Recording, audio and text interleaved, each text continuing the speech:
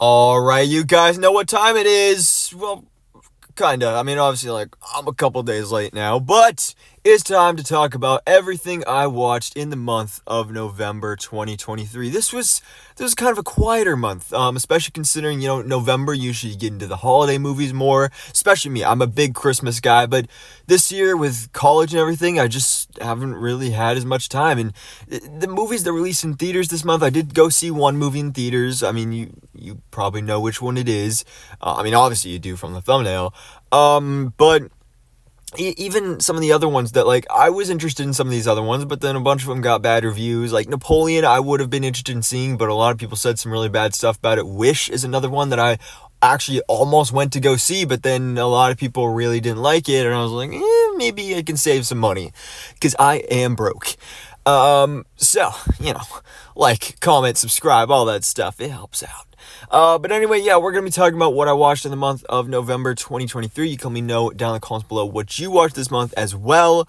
Yeah, let's get into it. So I did finish watching the Goosebumps series on Disney Plus. This, of course, started in October. More of a Halloween type thing, but it bled into November. I did a review on the channel on this series, and I really enjoyed it at first. I really enjoyed the beginning of the show. And there were highlights towards the end, but the end I didn't like it. Especially the last episode was extremely clickbait. Welcome to Horrorland, and then there's no Horrorland from the book Welcome to Horrorland. There was nothing there, and it was just really disappointing. I do hope we get a second season, because I think there's potential for this show still to be good, but it just, again, started off strong, but just went downhill after that. Now, what didn't go downhill is GenV. GenV, again, I still haven't seen The Boys. I plan on watching it hopefully before season 4 comes out, but GenV was fantastic. It was a great show. I really thoroughly enjoyed it, and luckily, we're getting to season 2. Loki season 2, this was another good one as well. If you watch my reviews on my other channel, The Marvel Life, you know that certain episodes I really loved, certain episodes I didn't love as much.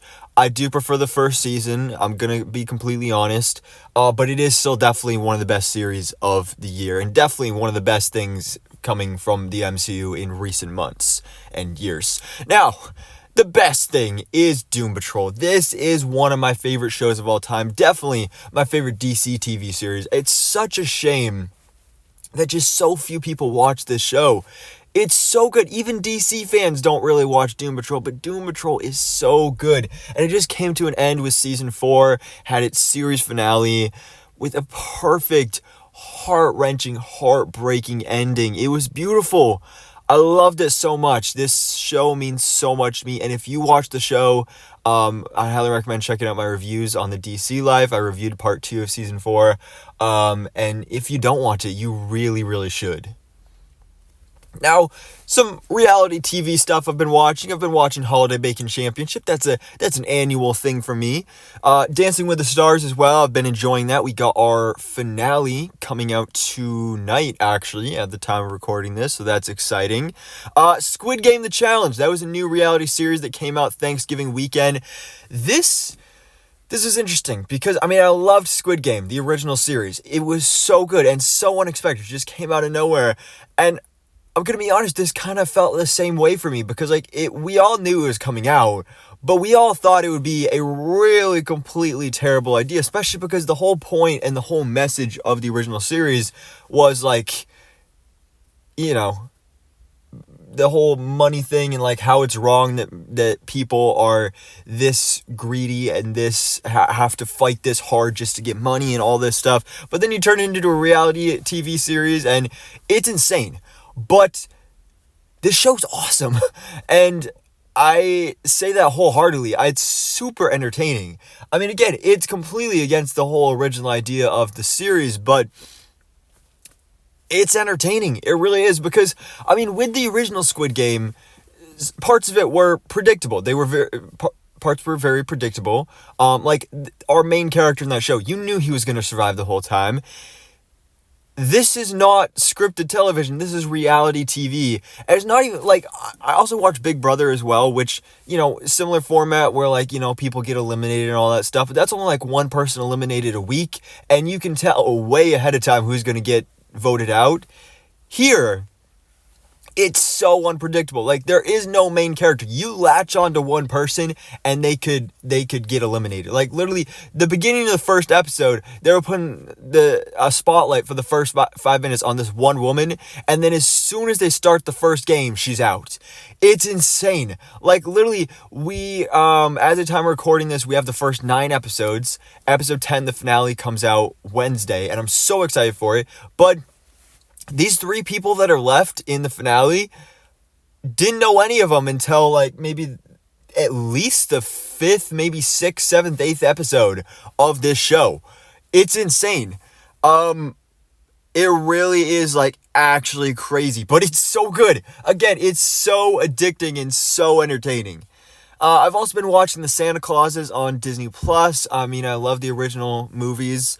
And the first season was pretty good. Season 2, I think, is maybe even better. It's been pretty entertaining. Got some great new additions to the series with Gabriel Iglesias and Eric Stonestreet. They've been great. Great show. Invincible as well. Now, Invincible, of course, started season 2 at the beginning of November.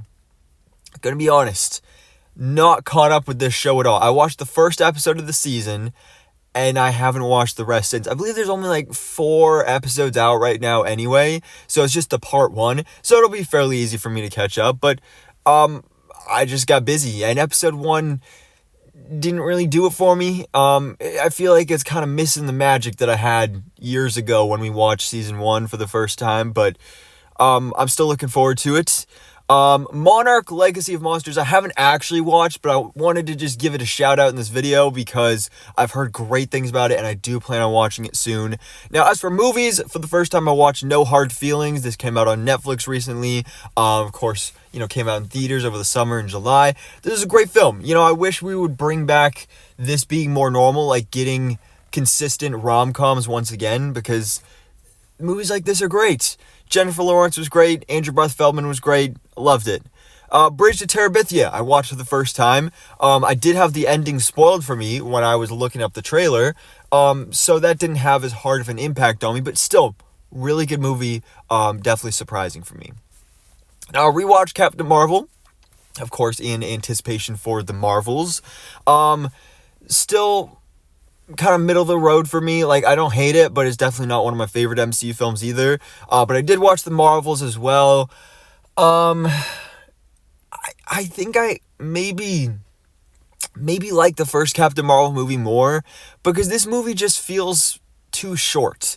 And I did a whole review on it. I did a non-spoiler review and a spoiler review over on my other channel, The Marvel Life, so go check that out. But the post-credit scene, man, post-credit scene was fantastic.